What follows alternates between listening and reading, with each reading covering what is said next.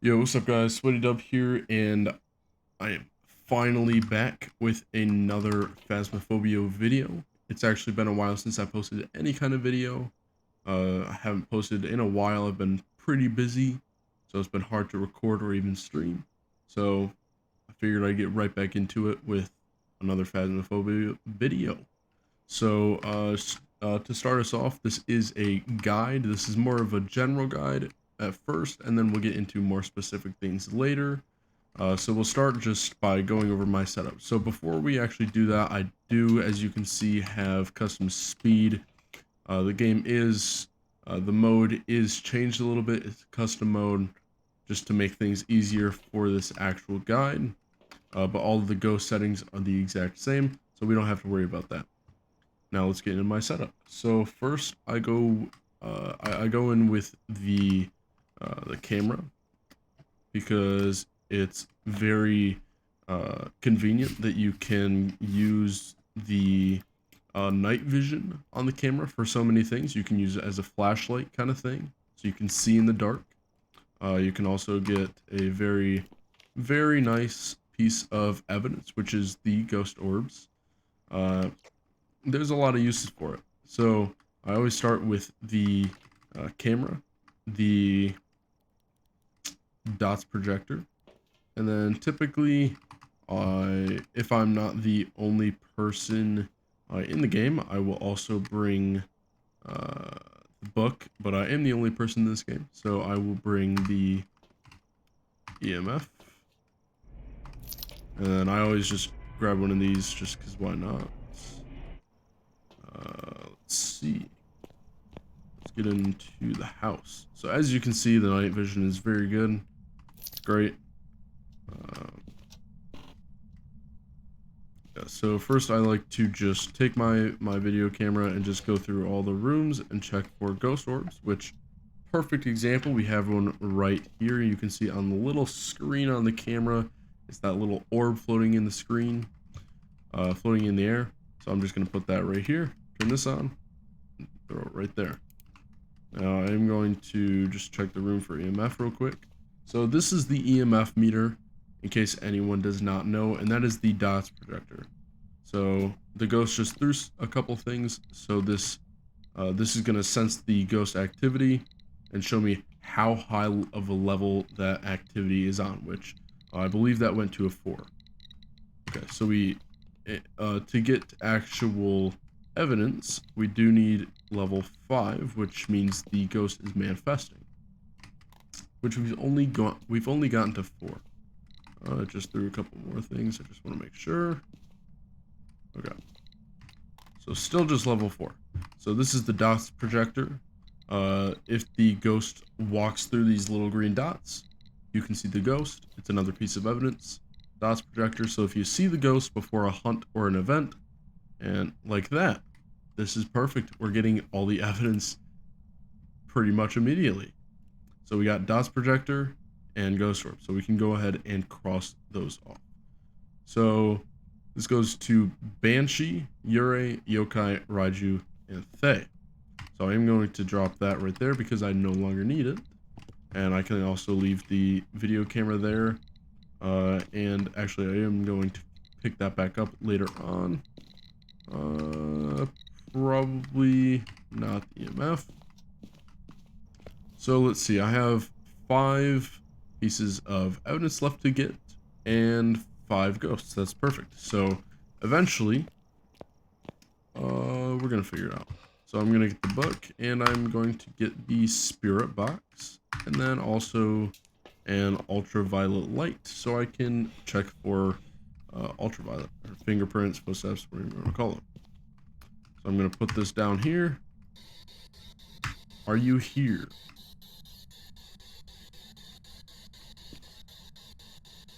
Are you near?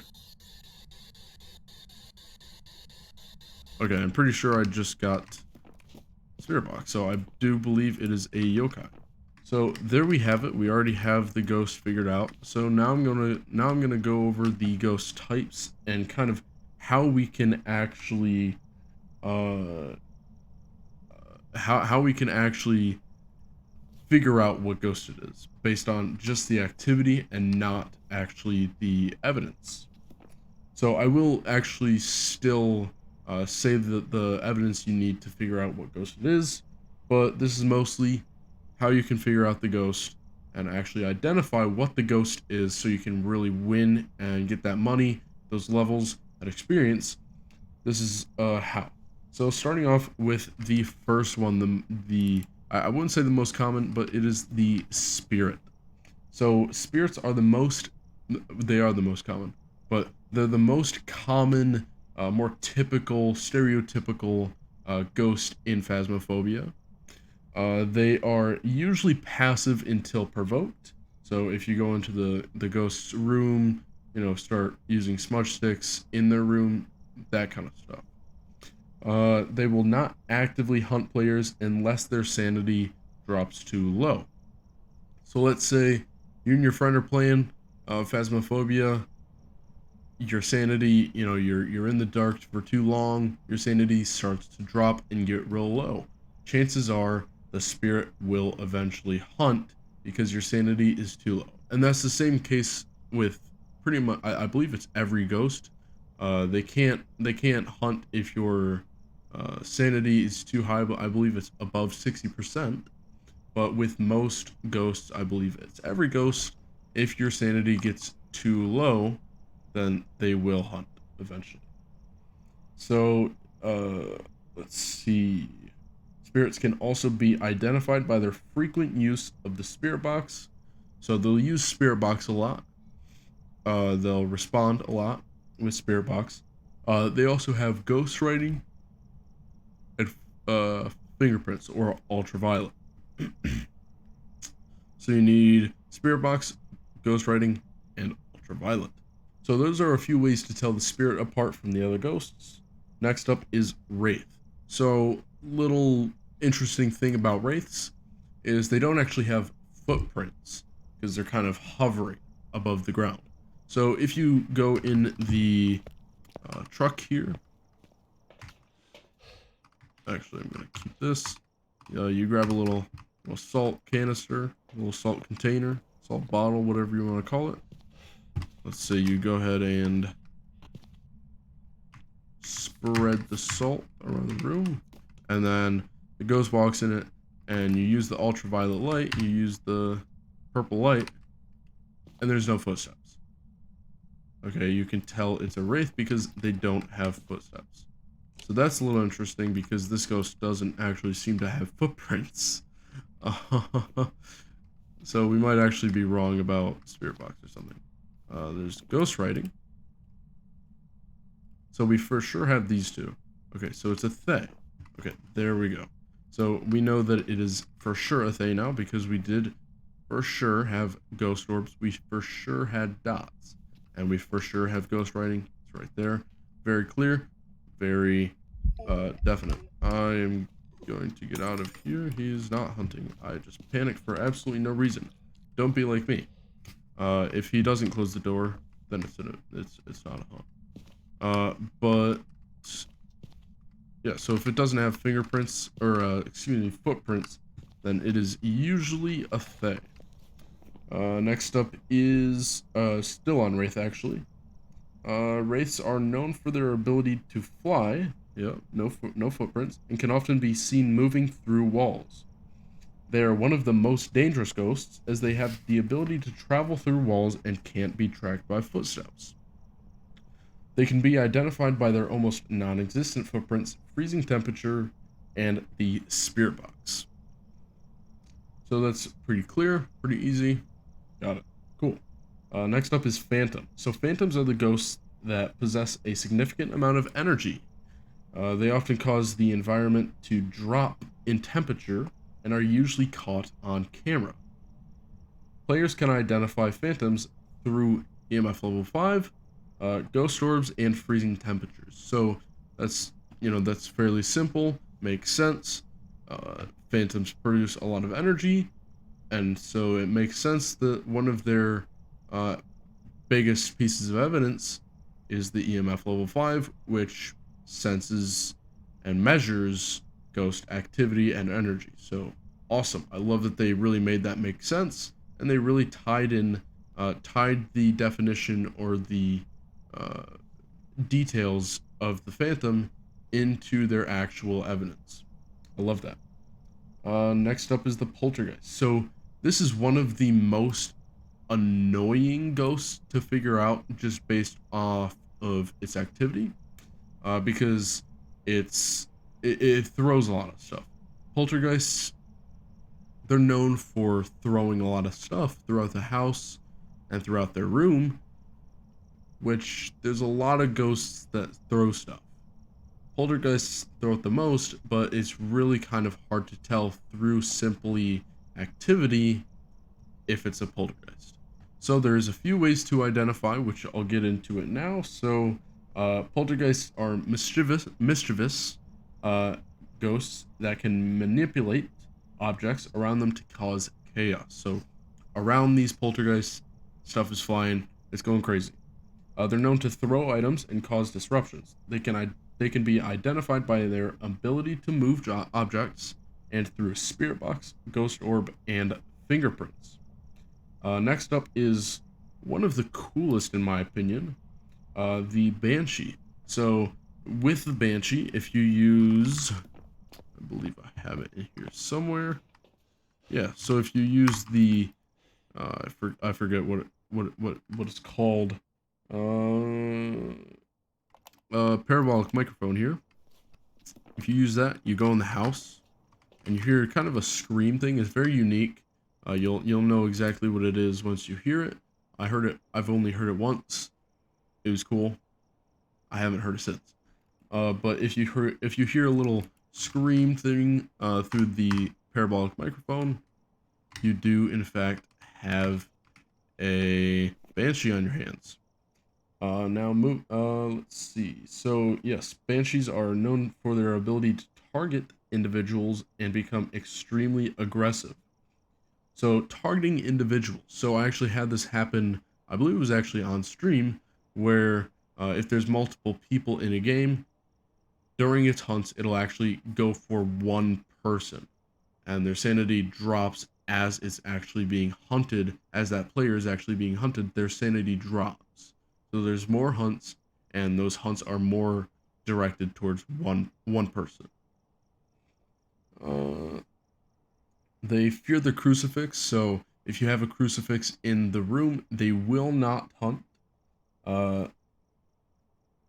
Let's see, they can be identified by their target fixation, EMF level 5, and freezing temperatures. Let's see, moving on to Jinn. So these ones are interesting. They're kind of, you need to, if you're going based off activity, you kind of have to have multiple hunts happen, because they actually have a special ability. I believe it says here in the Jinn ghost types. Yes, strength. A Jinn will travel at a faster speed if its victim is far away. And excuse me, I'm tired. So its weakness is kind of the opposite of that. So if you turn off the location's power, then it'll prevent the Jinn from using its ability. So like I said, you kind of have to have multiple hunts for this to actually happen. For one hunt, you would need the power on. For the next, you would need it off. But basically, if the power's on and the Jinn is fast while it's far away from you, and then the next hunt, you turn the power off and it's a little bit slower, probably a Jinn. Let's see. They can be identified through spirit box, EMF, and ghost orbs. That's actually fairly similar to what we have right now. Basically just ghost orbs. But let's see, mares. So I actually really like to have mares because they're kind of fun to mess with. Basically, mares, yes, in here. So, strength. A mare will have an increased chance to attack in the dark. Weakness, turning the lights on around the mare, will lower its chance to attack. So the reason why I love the mare so much and why it's so fun to mess with is because if you turn on the lights around the ghost, it'll turn them off, which is so simple and stupid, but so funny at the same time, because you can just keep doing it and it'll keep turning the lights off. It's hilarious. So they can be identified through the spirit box, ghost orbs, and freezing temperatures. So like I said, if you're turning the lights on constantly and it's always turning them off before a hunt, most likely you have a mare. Let's see, Revenant. So Revenants are one of the most feared ghosts in Phasmophobia. This is because they are extremely fast when they know your exact location and they can see you. If they don't know where you are, they're very slow. So for that reason, they're very feared because, you know, if you're in the open and it starts to hunt, if you don't find a hiding spot, chances are you're dead. So it's always good to figure out to identify a revenant as fast as possible so you don't have to deal with that too much. There is, you know, loopholes to this, like using smudge sticks to, you know, give it some time for you to hunt. Or looping the ghost around certain things. You can do that if you're fairly skilled, but I wouldn't try it if you're less experienced. So yeah, they can be identified by EMF level 5, ghost writing, and fingerprints. Shades. The shade is a very, you need a lot of patience to deal with a shade. Basically, a shade is a shy ghost that is harder to detect. They will not initiate hunts if there are multiple people nearby, making them harder to find. They can be identified through ghost orbs, EMF level 5, and ghost writing.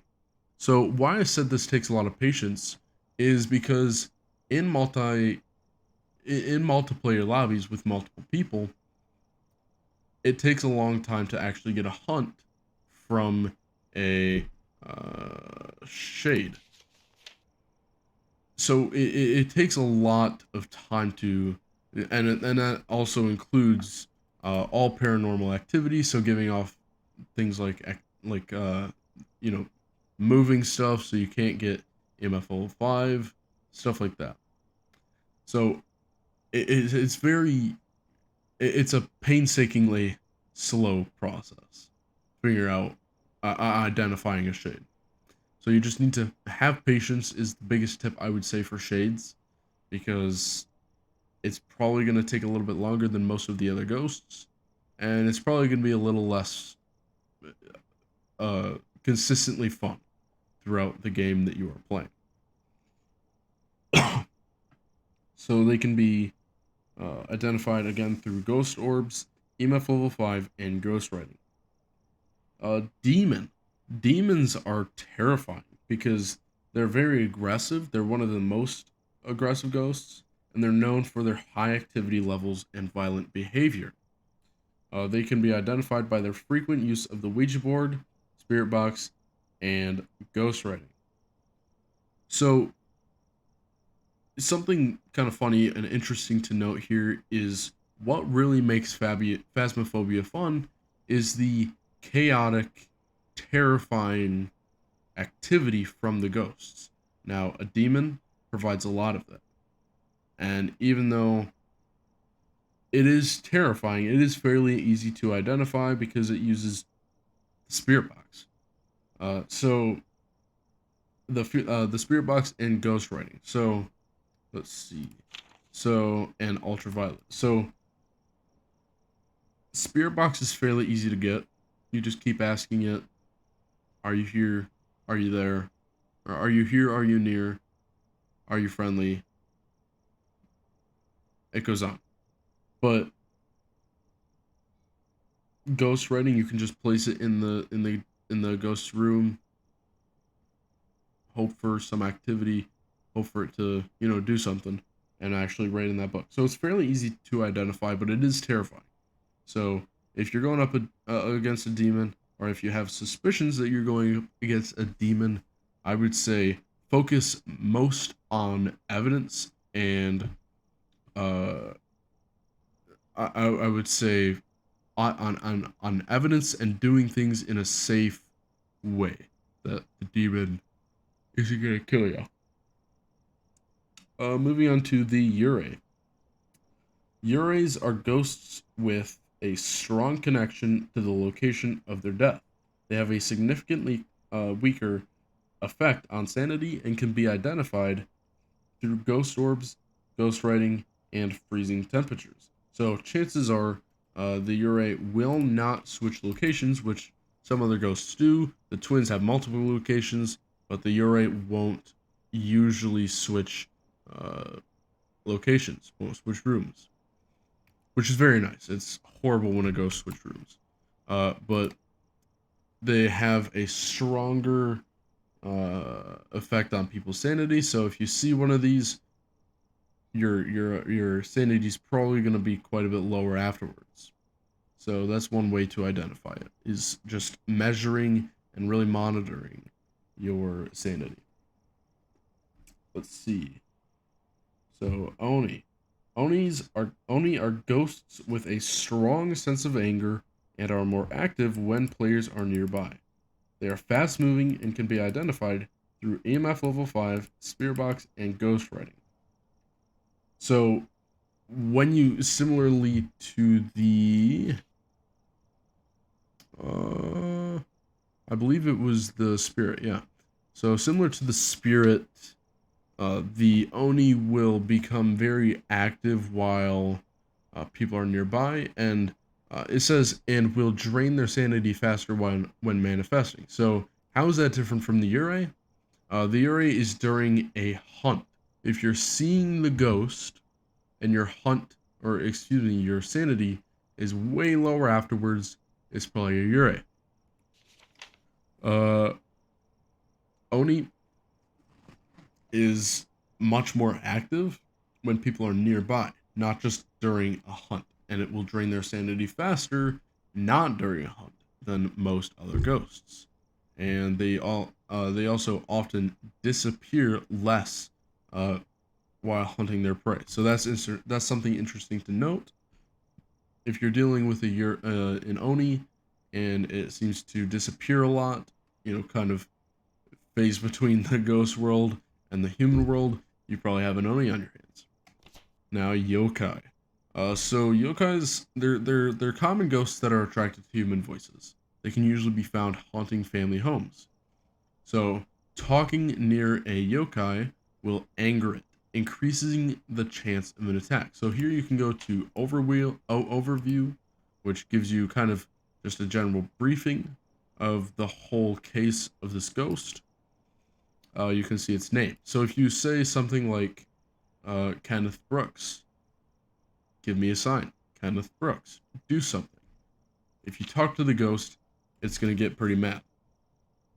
So it increases the chance of an attack or activity. Now, when hunting, a yokai can only hear voices to it, close to it, voices close to it. So and most other ghosts can hear the voices from pretty far away. So during hunts, you don't want to talk that much through voice chat. Whereas a yokai, you might be able to get away with a little bit more speaking to your friends, to your teammates. So Hantu is kind of fun. I actually like Hantus. So a Hantu is a rare ghost that thrives in the coldest climates. The cold seems to make them more aggressive and empowered. Strength. The lower temperatures allow the Hantu to move at faster speeds. Weakness. Hantus move slower in warm areas. So this is fairly simple, pretty straightforward, pretty straight to the point, fairly self-explanatory, but I'm going to talk about it a little bit anyway. So strength. So basically, if you're using the thermometer, which now is over here, the level 1 looks like this. So if you're using the thermometer and you go throughout the house and there's a little cold spot, and you notice the ghost kind of moves a little bit faster in that area, chances are it's a haunted. If it slows down after it leaves that area, chances are it's a haunted. So that's one way you can tell if it's a haunted. Measure the speed and the temperature. Gorios. So a Goryo passes through a DOTS camera. When a Goryo passes through a DOTS projector, using a video camera is the only way to see it. So with in the start of the video, we saw DOTS projector. We got DOTS. We didn't use the camera for that. We just used our regular human eyes, and we were able to see the ghost. So Goryo, you won't actually be able to see that without a camera. Strength. Yep, a Goryo will usually only show itself on camera if there are no people behind nearby. Weakness, they are rarely seen far from their place of death.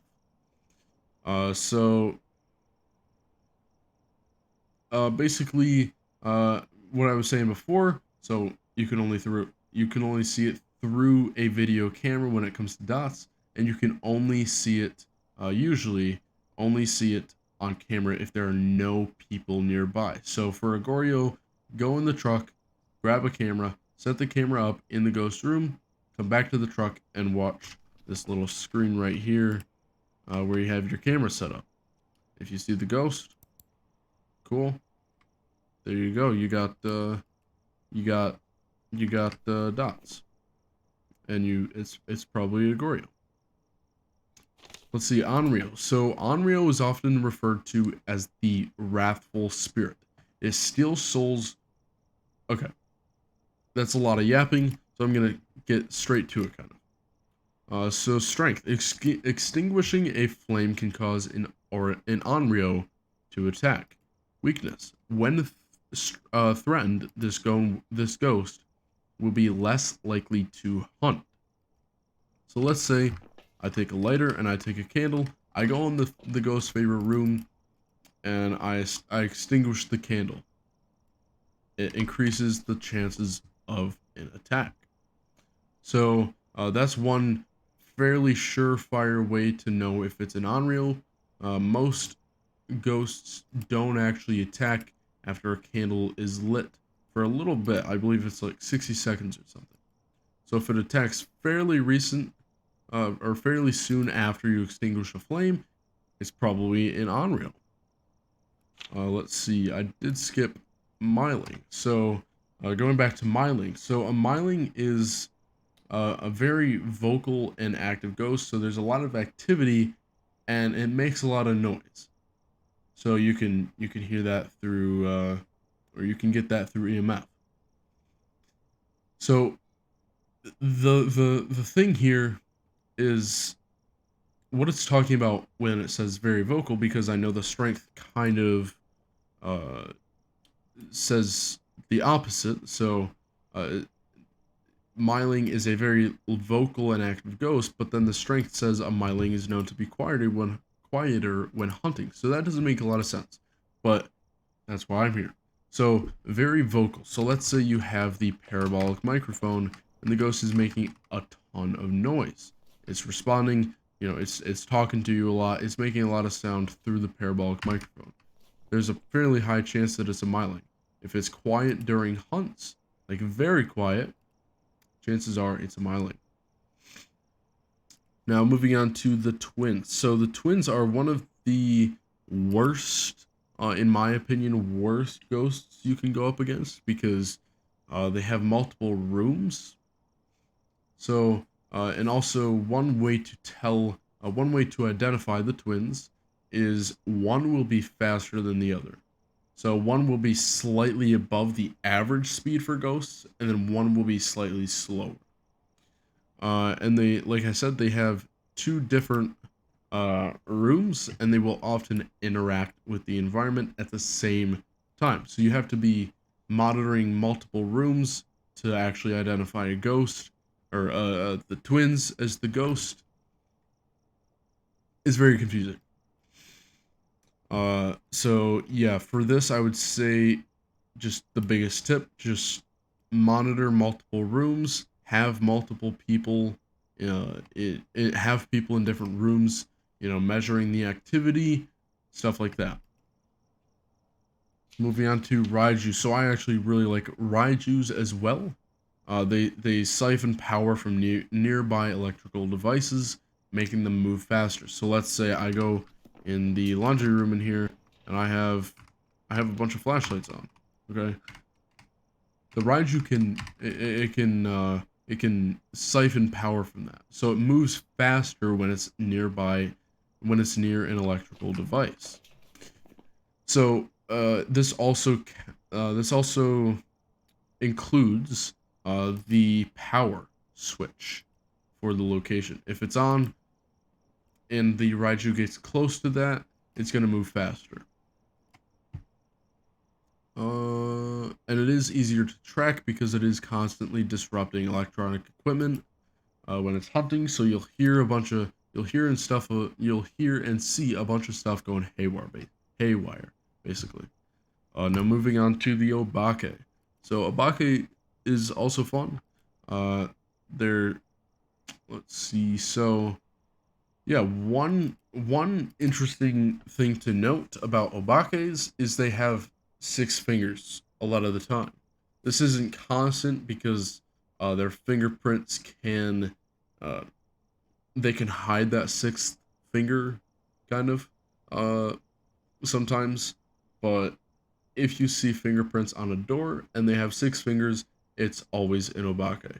Uh, Almost always. We'll get into that later. Actually, the next ghost. But so one way to actually identify the Obake compared to all the other ghosts is if there's 6 fingers on a fingerprint. So it rarely will leave a trace. I believe the major trace, usually the only trace that they will leave behind, is the fingerprints. Now moving on to the mimic. So mimics are very confusing. For a mimic, you need to constantly be thinking about, could this ghost be a mimic? Because usually a mimic gets you thinking that it is another ghost type. It mirrors traits and behaviors from other ghost types. So basically, let's going over to the Obake. Sometimes the mimic will have 6 fingerprints. Sometimes it'll have the speed of a Raiju. This is only during one hunt. It changes the traits that it's mirroring with each hunt. So you always need to be thinking about, could this be a mimic? Because I've had plenty of games where I've thought it was, let's say, a Myling or a Yokai, and I was like very sure, and then I go back to the trailer and I go back to the lobby and I vote for Myling or Yokai, and it's a mimic because it was mimicking their traits, and it had me convinced that it was those ghosts. So you really need to be thinking constantly when you're, looking at evidence, when you're looking at activity, when you're looking at hunts. You need to think about, is this a mimic? Could it be a mimic? Is there anything changing between and during hunts? Because everything is confusing with the mimic. So you really need to try to clear things up and make things really visible for you as the hunters to actually measure and monitor, if that makes sense. They also often have ghost orbs in their favorite room. This isn't always, but it's often. So that's something to note. And then Moroi. So this is regarding the sanity. So yeah, that's right there. So so the weaker the victims become, so the weaker you become, the stronger the Moroi becomes. So the faster it gets, stuff like that. So the weaker you become, the stronger the ghost becomes. But also, the longer you are alive and stuff, or the longer hunts, the weaker it gets. So the slower it gets. So the weaker you become, the faster the ghost gets. But the longer it hunts, the slower the ghost gets. So you need to be. The tip for this would also be really measure the speed and how that changes throughout the hunts, and who do they or how does your sanity change with the Morai.